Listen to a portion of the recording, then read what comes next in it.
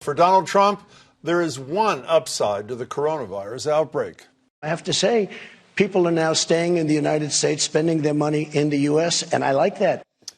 Of course, the impact on tourism goes both ways, especially with federal travel restrictions now in place for those coming from China and other countries hit hardest by the virus. And as Boston Globe travel writer Christopher Muther explains, Massachusetts is especially vulnerable. He wrote in a recent piece, the Chinese market makes up Boston's largest group of overseas travelers.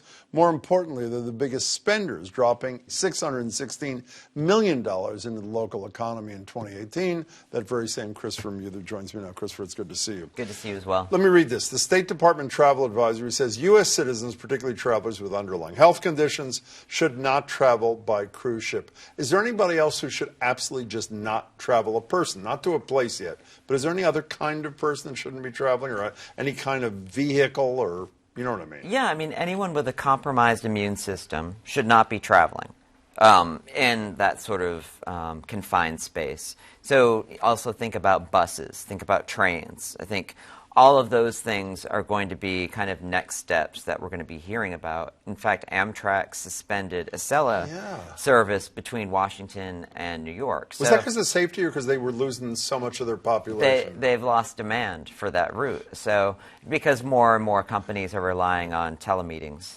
So what else should you be considering? For example, obviously, you know, if you're contemplating going to Milan, you're obviously not going to do that with northern Italy shut down. But on one hand, what are the factors? But on the other hand, I think I read in your piece, flights are what, 20% cheaper or something they've been of late. So that's an attraction while the rest is pushing us away. And, you know, cruises are like pennies on the dollar. I'm exaggerating, but, you know, obviously there's discounts there as well for people.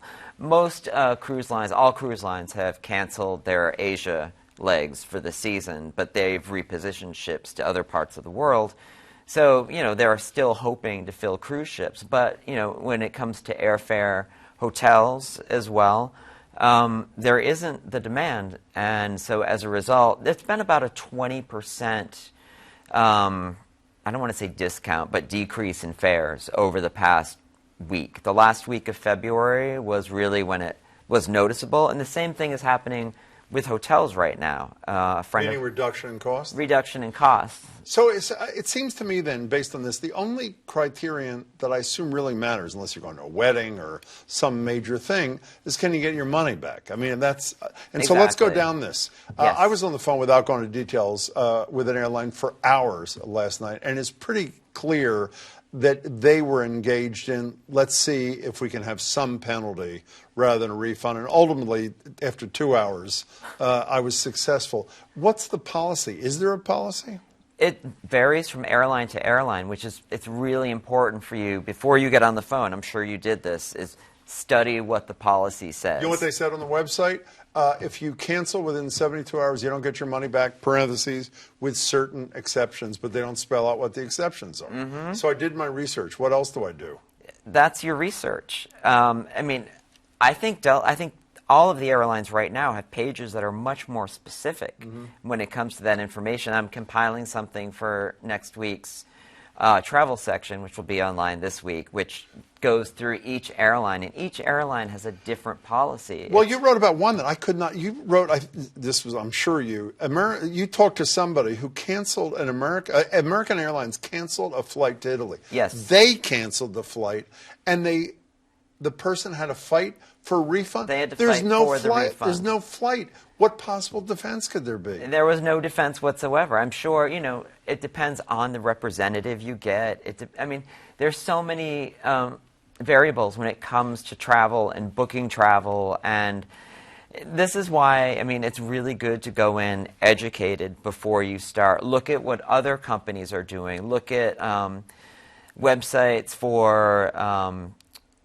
for health for different countries, not just U.S., but see what's in the U.K., see what's in Canada, and what those restrictions are as well. Are the hotels and Airbnb kind of things, are they the same deal as flights? Essentially catch as catch can kind of thing? Pretty much. I mean, you have to look at, like, people are going to be discounting where they're not filling seats, where they're not filling beds.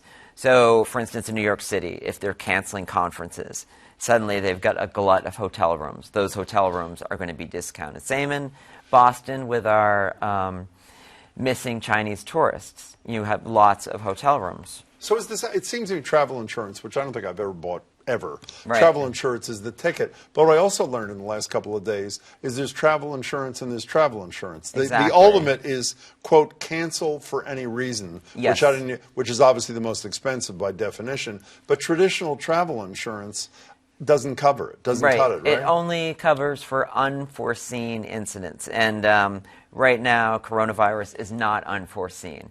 So you can't purchase travel insurance right now unless you do the cancel for any reason. And that insurance tends to be about 40% more than standard insurance. However, there's one company, which is called Alliance, and they just introduced a policy which, for the time being, will cover you under their normal policy for anything corona-related. Oh, really? And I have a feeling we're going to start seeing more of that, because the only way the industry is really going to be able to pull itself up by the bootstraps is to be as flexible as humanly possible.